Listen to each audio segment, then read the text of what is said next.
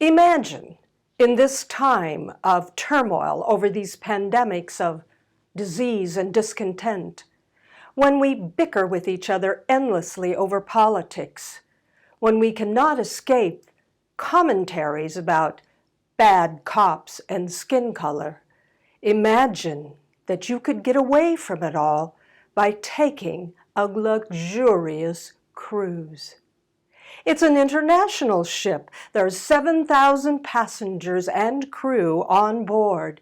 During the day, the seas are calm, and at night, the sky is carpeted with brilliant stars. One evening, as you cross the opulent dining room towards your table, you spot a famous reporter. You make a mental note to have a conversation with her later. You sit at your table, the conversation is pleasant, and then someone brings up, well, the hot topics of the day. That's when things get a little edgy. But you're cool. You're even Steven about anything that's brought up. But then someone has to bring up the big ugly. Orange Man. Now the conversation takes a nosedive into a heated spin and ups and downs and twists and turns. You are agitated, you grind your teeth, and finally you get up and leave in disgust. How could so many people disagree with you? You make it up to your room, you take off your clothes, relax, get into bed. But then the ship shudders violently. The alarms go off. You head up to the deck. It is pure confusion up there because the ship is sinking. You don't remember where your lifeboat station is, so you look madly around hoping to find it. That's when this strong hand grabs hold of you and says, "Your lifeboat is right over there." Grateful, you make a beeline for it, but between it and you, there's this little girl. She's crying. Where are her parents? Never mind. You pick her up, you take her to your lifeboat. You will sort out her parents once you get to shore safely. Seated next to you is this woman crying her eyes out. "What's the matter?" you say. "I don't know where my spouse is." "Oh, don't worry. We will find your spouse once we're ashore." Then some brawny guys lower that boat into the ocean and row you to safety.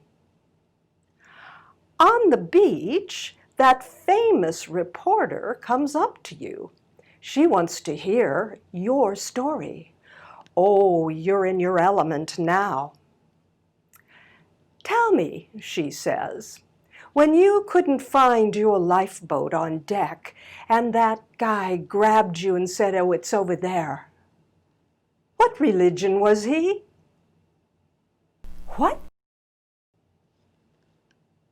"And that little girl that you picked up and saved and rescued, what was her ethnicity?"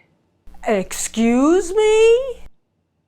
"And that woman you comforted in the lifeboat, what were her politics?" "You're kidding me." "And those guys that rowed you to shore and to safety, toxic males?" This is the most ridiculous conversation I've ever had.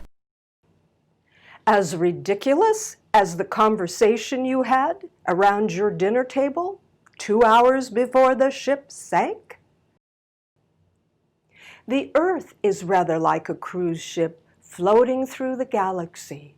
There are 7 billion passengers on it and counting. Oh, there's never a shortage of people to argue with. The thing is, the Earth is not equipped with lifeboats. If we have a crisis, we have to rely on each other. Oh, but the Earth could never sink. Well, you see, the Earth has a history of violence. Think of the thousands and thousands of earthquakes, violent earthquakes it took in order to form the continents from the original landmass. Think about supervolcanoes. Whenever they erupt, they spew toxins hundreds and hundreds of miles into the atmosphere, and it comes back as acid rain. Well, think of a meteor. Well, meteor is something you could ask the dinosaurs about, right?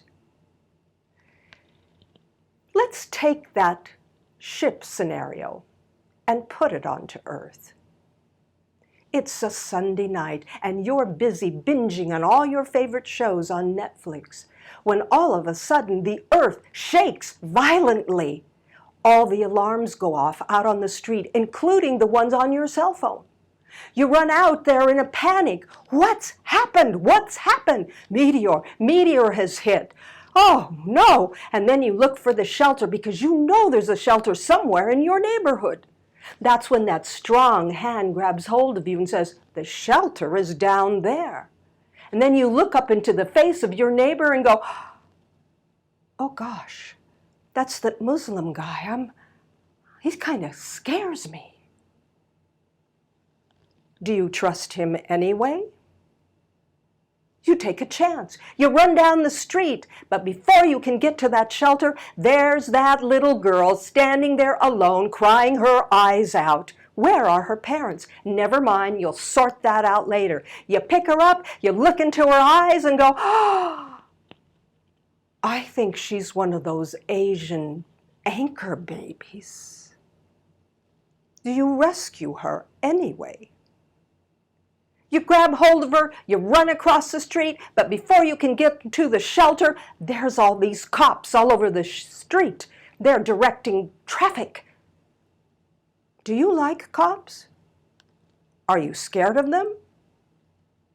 You run into the shelter anyway.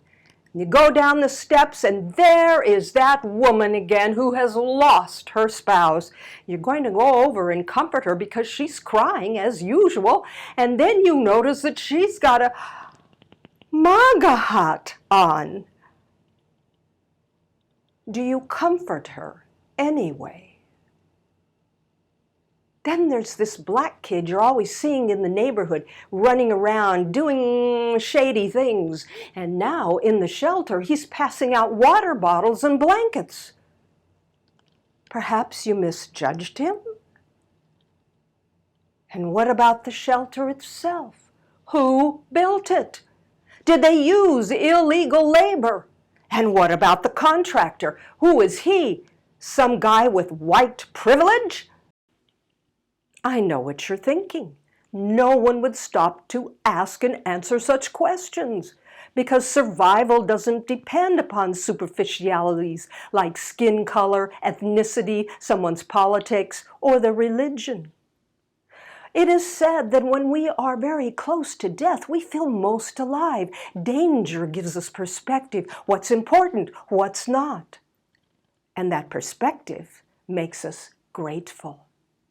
We are grateful for our friends and neighbors in that shelter. We are grateful that we rescued that little girl. We are grateful for the shelter itself, no matter who built it.